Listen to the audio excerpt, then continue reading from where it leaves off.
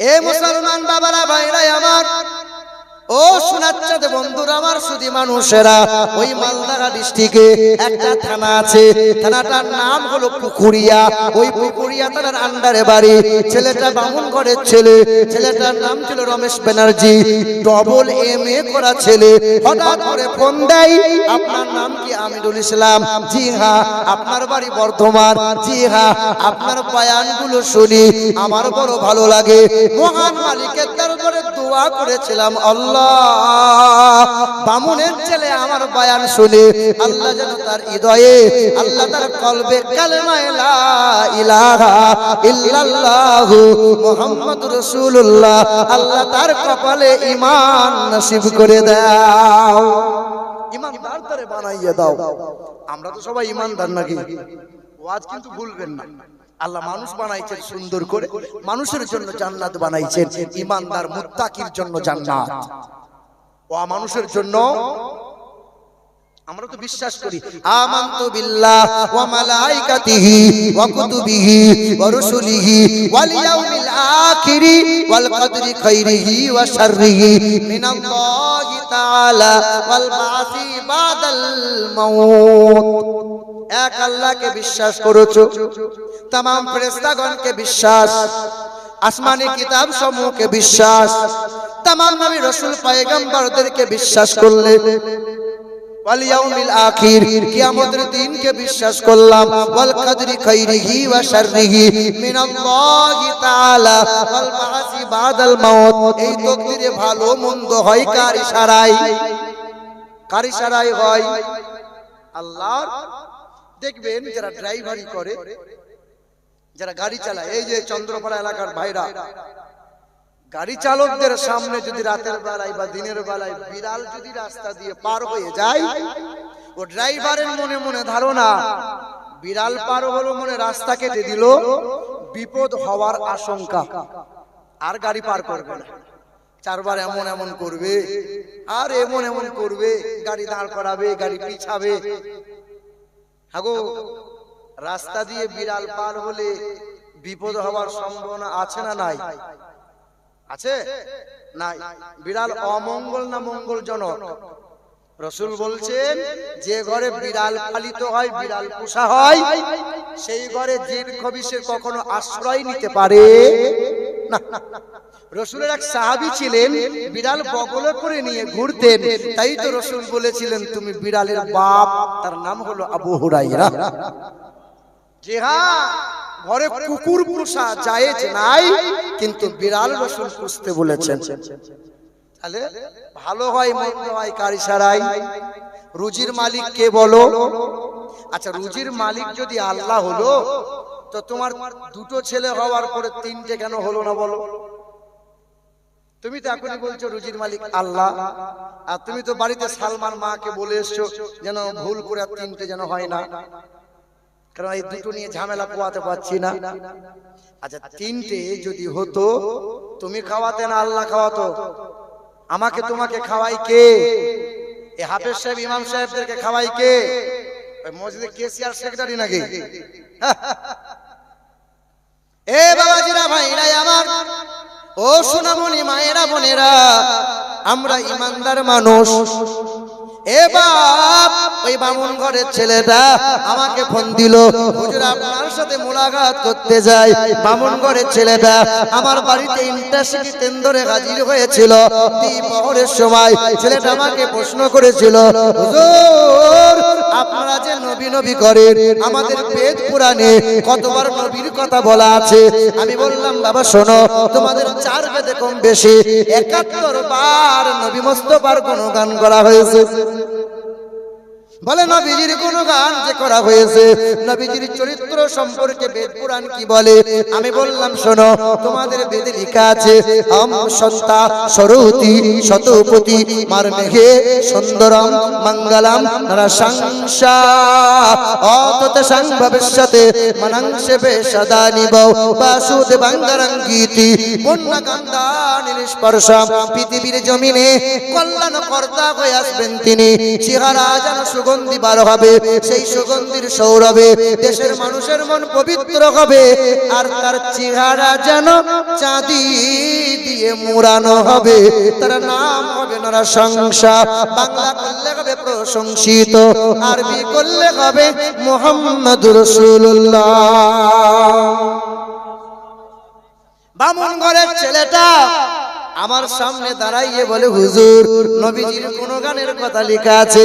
আমি বললাম, তোমার বেদে লেখা আছে পৃথিবীর জমিনে জগৎগুরু হবে, নাম হবে মুহাম্মাদুর রাসূলুল্লাহ, পৃথিবীর 1 নম্বর লজ্জাশীল ব্যক্তি হবেন, কখনো আমানতের খিয়ানত করবেন না, কখনো মিথ্যা কথা বলবেন না, তিনি অল্পভাষী হবেন, তিনি মিষ্টভাষী হবেন, মানব অথবা দানবের সঙ্গে কখনো দুর্ব্যবহার করবেন না, বিনা কারণে গাছের ফল ফুল পাতা ছিঁড়বেন না, তিনি দয়ার নবী, মায়ার নবী, হাবিবে কিবরিয়া জানাবে মুহাম্মাদুর রাসূলুল্লাহ।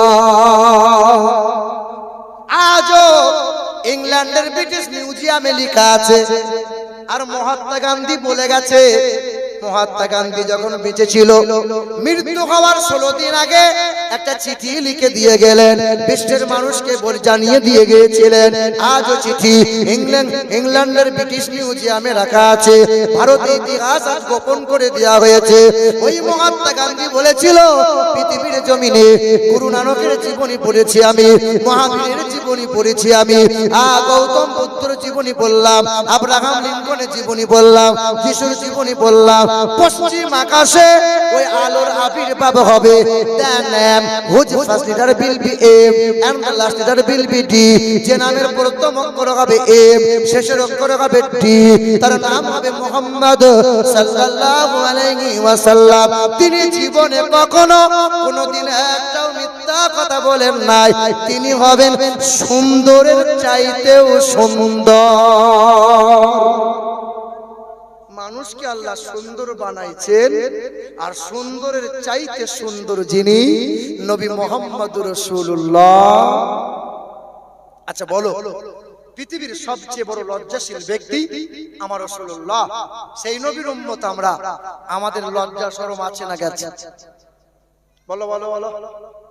তুমি রাস্তা দিয়ে যাবে, তুমি আমি সব হুজুর মানুষ, ভাবছি রাস্তা দিয়ে গিয়ে মাথা তুলবো না, আর মাথা যদি তোলো মনে হবে ফাটল দিয়ে মাথা ঢুকিয়ে দিই, মাথা আর বার করবো না। কেন বলো তো? ওই যে কিছু কিছু শয়তান আছে, ওই যে শয়তান এমন এমন নোংরা নোংরা পোশাক পরে, উঁচু নিচু বোঝা যায়, ভেতরকার সুন্দরবন দেখা যায়, হ্যাঁ, হায়া নাই, লজ্জা নাই, শরম নাই। ওই হাজি বান্দাটা রাস্তা দিয়ে চলা বড় মুশকিল হয়ে গেছে, সাঁওতাল আদিবাসী হিন্দুদের মতো ওই মহিলাগুলো ন্যাংটা পোশাক করে ঘুরে ঘুরে বেড়ায়। লজ্জা শরম আছে না গেছে? বিয়ে দিয়ে ছেলেটা বিয়ে করে বউ বাড়ি নিয়ে এসছে, আর বউয়ের গলা ধরে ছবিটা তুলে ফেসবুকে ছেড়েছে।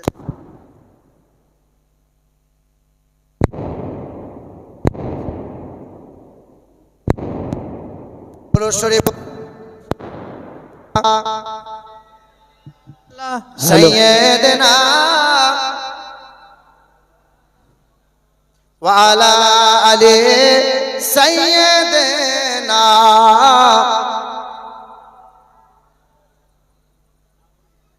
মুসলমান বাবারা, ভাইরা আমার, বিবির গলা ধরে যে ছেলেগুলো ছবি তুলে মোবাইলে ছাড়ে, কি দেখাতে চাইছো?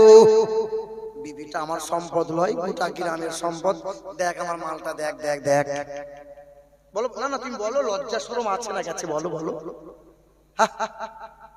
6 লাখ টাকা নগদ নিয়েছে গো, দিয়ে হায়ার করার তাগড়া একটা মৌলবি ভাড়া করে নিয়ে এসছে বিয়ের দিনে।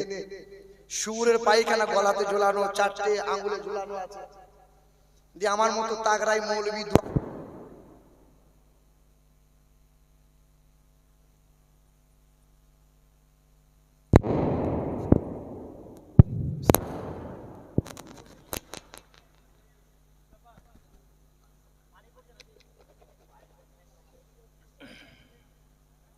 বাবা, আমার মতো তাগড়াই মৌলানা দোয়া করছে কেন? ছেলের বাপ বলেছে, হুজুর এমন করে দোয়া করবেন যেন ফুরুত করে পার হয়ে যায়। ক লাখ টাকা নিয়েছে বাপ? 6 লাখ টাকা নিয়েছে। এরকম ফেরেশতা তো এখানে নাই মনে হয়, আছে? তা আমার মতো মৌলানা হাতটা তুলে দোয়া করছে, রব্বানা। মৌলানা মনে মনে ভাবছে মাল ভালো, পাটি ভালো, দেবে ভালো।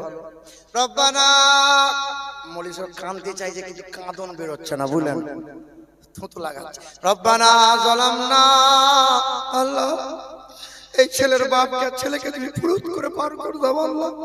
ফেরেশতা বলে মৌলানা তোকে আগে ছিলবো, তারপরে বেটার বাপকে আধুরা ছিলবো। বলো বলো, হায় হায় হায় হায়, 40 মিলাদ হচ্ছে, 40 মিলাদ হচ্ছে। বাপ 3টে এরে গরু দাঁড় করিয়ে রেখে বাপ মরে গেছে। দি মৌলী সাহেব কেঁদে কেঁদে দোয়া করছে, রব্বানা আতিনা ফিদ দুনিয়া। খুব কাঁদছে মৌলানা। ফেরেশতা মনে মনে চিন্তা করে, যার বাপ মরেছে 4টে ছেলে মিলে শুধু লোক গুনে গুনে বেড়ায়, যার বাপ মরেছে ছেলে 4টে কোনোদিন কাঁদে না, আর যে কাঁদছে বেটা তার বাপ আজও মরে না। মানে মৌলবি এত কাঁদা কাঁদছে, মৌলবি কেঁদে চোখ মানে বন্যা বইয়ে দিচ্ছে। আর যার 4 ছেলে সে শুধু লোক গুনছে, কটা লোক হলো রে, খাবারে কুলো কি না বলো।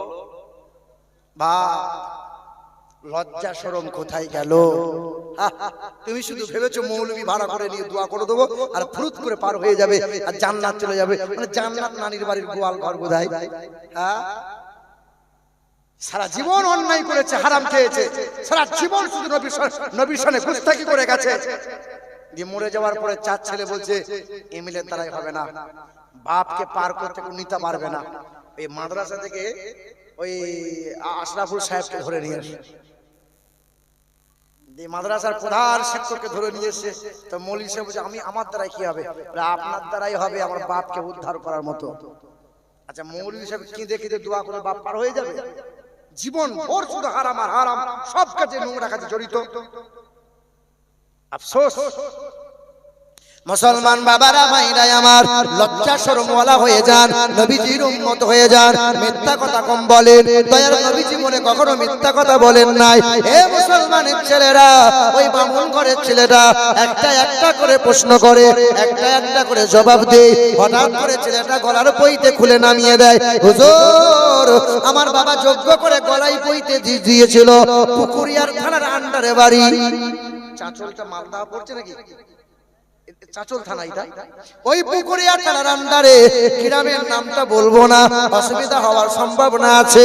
ওই বামুনের ছেলেটা গলার পইতে খুলে দিয়েছিল, আমার ঘরে গোসলটা করে নিল, দুমুঠো খাবার খেয়েছিল, কালেমা লা ইলাহা ইল্লাল্লাহু মুহাম্মাদুর রাসূলুল্লাহ কালেমাটা পড়ে নিল। কালেমা শরীফ পড়ে নেওয়ার পরে আমার ঘরে বাংলার কোরআন অনুবাদ ছিল, কাঞ্জলি মান কোরআনটা বুকে তুলে দিলাম। কোরআন বুকে নিয়ে বাড়ি আসতে চাই। হুজুর আমার বাবা ছোটবেলায় শখ করে নাম দিয়েছে রমেশ, তবে হুজুর নাম আর রাখবো না, একটা ভালো নাম দেন। আমি তার নাম দিয়েছিলাম আব্দুল্লাহ। কয়েকদিন হয়ে গেল, বাড়ি চলে এলো, মাঝে মধ্যে ফোন দেয়, হঠাৎ করে ফোনে যোগাযোগ বন্ধ হয়ে যায়, আর কথা বলা সম্ভব হয়ে ওঠে নাই। 1 বছর কেটে গেল, 2 বছর কেটে গেল।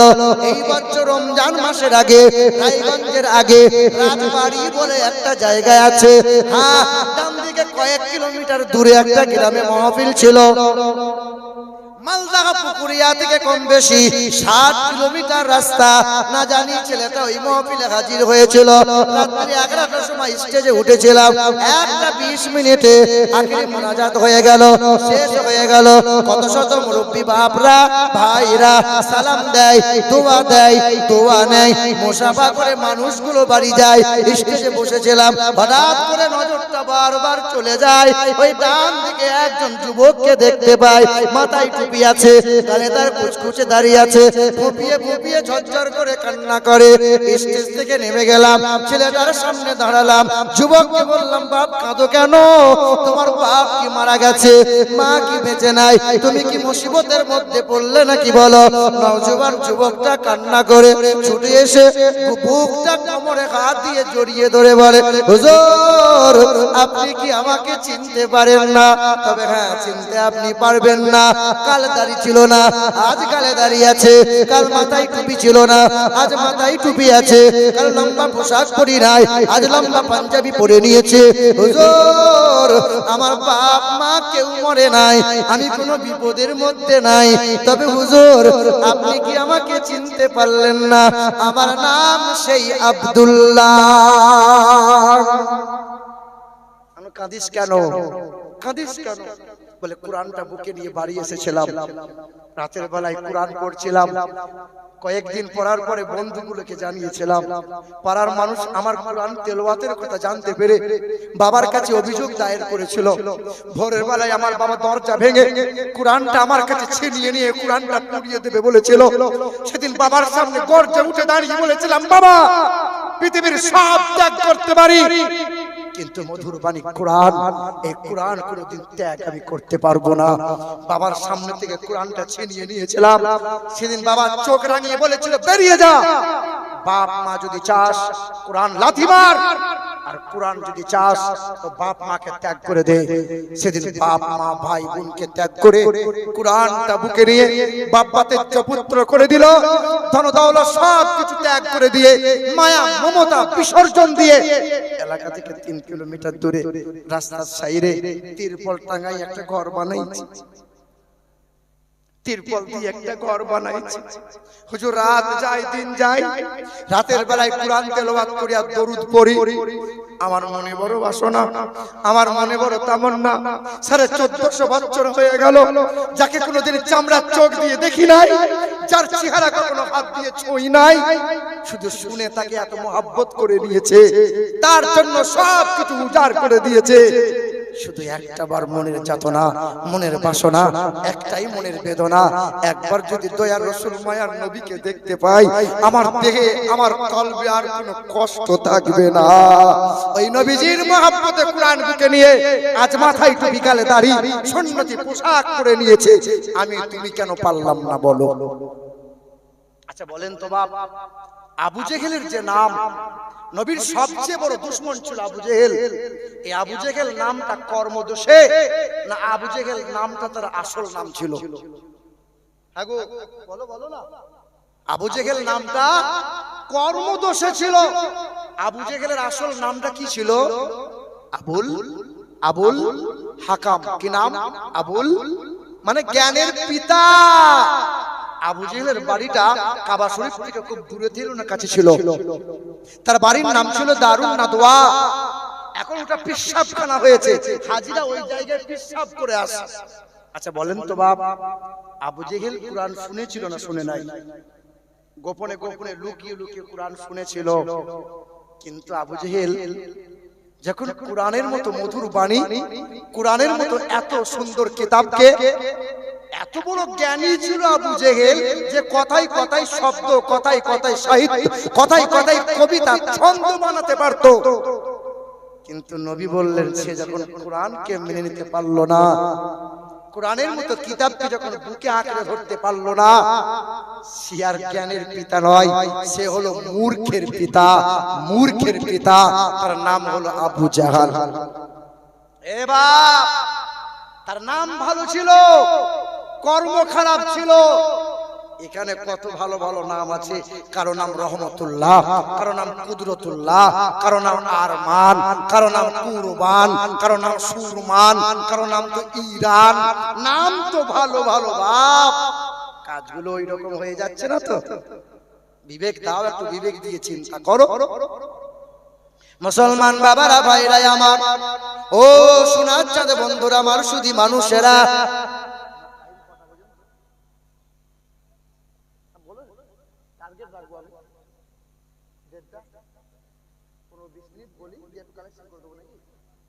এ মুসলমান বাবারা, ভাইরা আমার, ও সোনার টুকরো বন্ধুরা আমার, শুধু মানুষেরা, পৃথিবীর জমিনে সবচেয়ে বেশি আপনার জন্য ফিকির করেছেন, আপনার জন্য মায়া করেছেন, তিনি হলেন আমার আপনার পিয়ারা নবী, হাবিবে কিবরিয়া, জনাবে মুহাম্মদুর রাসূলুল্লাহ। সবচেয়ে বেশি আপনার জন্য চিন্তা করছেন, আজও করে যাচ্ছেন, আগামীতেও করবেন।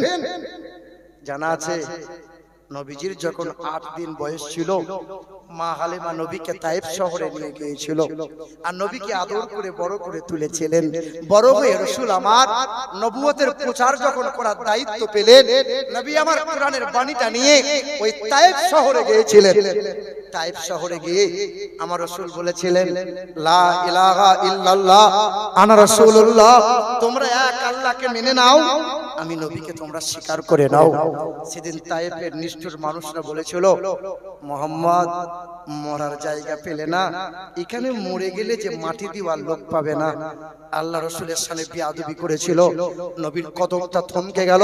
তায়েফের নিষ্ঠুর মানুষগুলো নওজোয়ান যুবকগুলোকে লেলিয়ে বলেছিল, ওই মুহাম্মদ পাগলকে এমন করে মারবি যেন সুস্থ হালতে বাড়ি ফিরে যেতে না পারে। নওজোয়ান যুবকগুলো মোটা মোটা পাথর নিয়েছিল। আমার নবীর শরীরে সাদা রঙের পোশাক ছিল, মোটা পোশাকটা পাথরের আঘাতে পোশাক ছিঁড়ে চামড়া ফেটে মাংসের মধ্যে পাথরগুলো গেঁথে গিয়েছিল। গোটা দেহের পোশাক রক্তে লাল হয়ে গেল। তখন বেঈমানরা ছুটে গিয়ে নবীকে 3 বার আঘাত করেছিল। পাথরের আঘাতে নবীর পিছনের দিকে মাথা মোবারকটা ফেটে গেল, রক্তের বন্যা বয়ে পায়ের খরমটা চামড়ার সাথে জমাট বেঁধে গিয়েছিল। সেদিন আল্লাহ রাসূল বেহুশ হয়ে জমিনে পড়ে গেল। আসমান থেকে জিবরাইল ফেরেশতা ছুটে এসে নবীকে আলতো করে কোলে তুলে নিয়ে উহুদের পাহাড়ের চূড়ায় নিয়ে গিয়েছিলেন।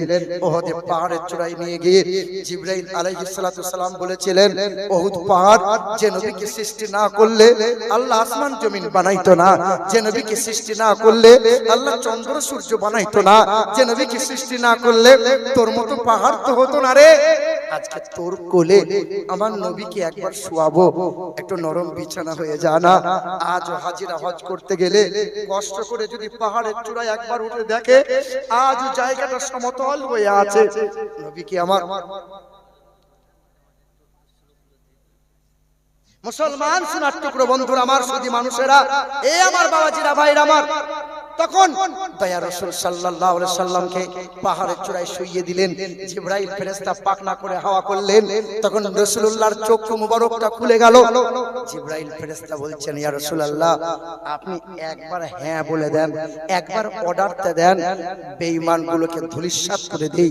সেদিন আল্লাহ রাসূল বলেছিলেন, জিবরাইল, ওরা আমাকে চেনে না, ওরা আমাকে জানে না, আমি তো পৃথিবীর জমিনে প্রতিশোধ নিতে আসি নাই রে জিবরাইল। না। নবী আমার আস্তে করে উঠে বসলেন। জিবরাইল ফেরেশতা নবীর হাত মোবারকটা জড়িয়ে ধরে বললেন, আপনার খুব কষ্ট হচ্ছে বলেন? ইয়া রাসূলুল্লাহ, খুব কষ্ট হচ্ছে বলেন? বলেন না ইয়া রাসূলুল্লাহ। সেদিন আল্লাহ রাসূল বলেছিলেন, ভাই জিবরাইল, আমার কষ্ট হচ্ছে, তুমি আল্লাহকে শোনাতে চাইছো? বলে আল্লাহ পাক শুনতে চেয়েছেন। না জিবরাইল, না, আমার কষ্টের কথা আমার মালিককে শোনাইও না। জিবরাইল, তুমি আমার মালিককে বলবে, বলো না, বলবে। সেদিন জিবরাইল ফেরেশতা বলেছেন, ইয়া রাসূলুল্লাহ, কি কথা বলবো? সেদিন আল্লাহ রাসূল বলেছেন, জিবরাইল, তুমি আমার মালিককে বলো না, আমার মালিক জানো এই নাদান, এই দুর্বল গুনাহগারগুলোকে আল্লাহ যেন maaf করে দেয়, বলো না।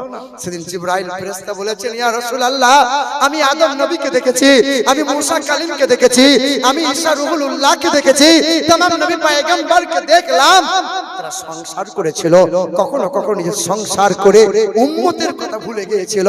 আপনি এমন একজন নবী, সবকিছু উজাড় করে দেন, কিন্তু উম্মতকে ভুলতে পারেন না। নবী বলেছিলেন, জিবরাইল, আমার উম্মত বড় দুর্বল, আমার উম্মত বড় নাদান, আমার উম্মত বড় গুনাহগার। আমি যদি আমার উম্মতকে ভুলে যাই, আমার উম্মত কবরে হাসরে কেমনে পার হবে বলো?